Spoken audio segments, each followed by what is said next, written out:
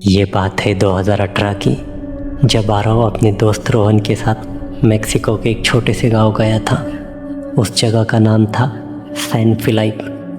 दिन में सब कुछ नॉर्मल लगता था, लेकिन रात होते ही गांव का माहौल बदल जाता था। गांव के लोग बार बार एक ही बात कहते थे, रात के बाद नदी के पास मत जाना, वरना वो तुम्हें ले जाएगी।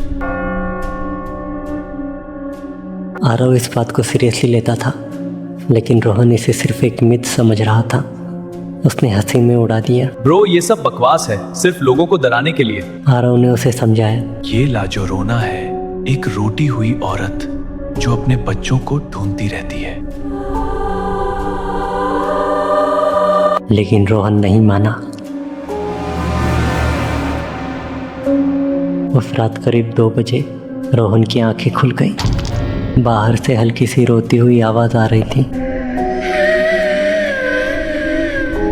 वो आवाज अजीब थी, इंसान जैसी होकर भी अलग, जैसे कोई दर्द भरी रूह चिल्ला रही हो। रोहन धीरे से बाहर निकला और आवाज का पीछा करने लगा। कौन है वहां? आरव सो रहा था और उसे पता भी नहीं चला कि रोहन अकेला बाहर चला गया है। वो आवाज नदी की तरफ से आ रही थी और जैसे किसी ने उसके दिमाग पर कंट्रोल कर लिया हो, रोहन सीधा उस तरफ चल पड़ा। जैसे ही वो नदी के पास पहुंचा, उसने देखा सफ़ेद कपड़ों में एक औरत थी। उसके लंबे बाल, जिसमें उसका चेहरा छुपा हुआ था। वो पानी के किनारे खड़ी थी और धीरे धीरे रो रही थी। मेरे बच्चे, मेरे बच्चे। रोहन वहीं रुक गया। उसकी सांसें तेज हो गई। तभी उस औरत ने अपना सिर धीरे से उठाया। उसका चेहरा देखते ही उसके पैरों तले जमीन खिसक गई। आंखें पूरी काली और मुंह अजीब तरीके से फटा हुआ। एक पल में वो औरत रोहन के बिल्कुल सामने आ गई, इतने पास कि उसकी सड़ी हुई स्मेल तक महसूस हो रही थी।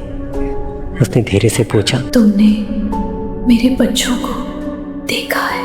रोहन कुछ बोल नहीं पाया। उसका गला सूख गया था, आवाज़ ही नहीं निकल रही थी। तभी उस औरत ने अपना ठंडा हाथ उसके कंधे पर रखा। उसी वक्त आरव की आंख खुल गई।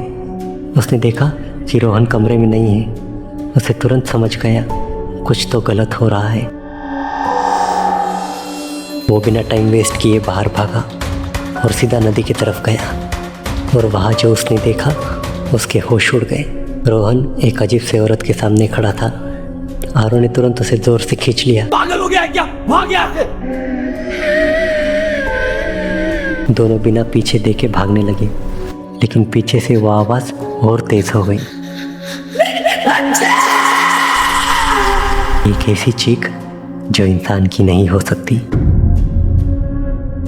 अगली सुबह आरव और रोहन दोनों शॉक में थे। सब कुछ एक नाइटमेयर जैसा लग रहा था। लेकिन जब रोहन ने अपना कंधा देखा तो वहाँ उंगलियों के गहरे निशान थे, जैसे किसी ने जोर से पकड़ा हो। और जब वो दोनों नदी के पास वापस गए, वहाँ कुछ और भी डरावना था। गीली मिट्टी पर छोटे बच्चों के पैरों के निशान थे, जो पानी के अंदर जा रहे थे लेकिन वापस बाहर नहीं आए थे। उस दिन के बाद रोहन कभी नॉर्मल नहीं रहा। कभी कभी रात में अचानक उठ जाता और धीरे से बोलता, मेरे बच्चे। जैसे वो आवाज़ अब उसके अंदर बस चुकी हो।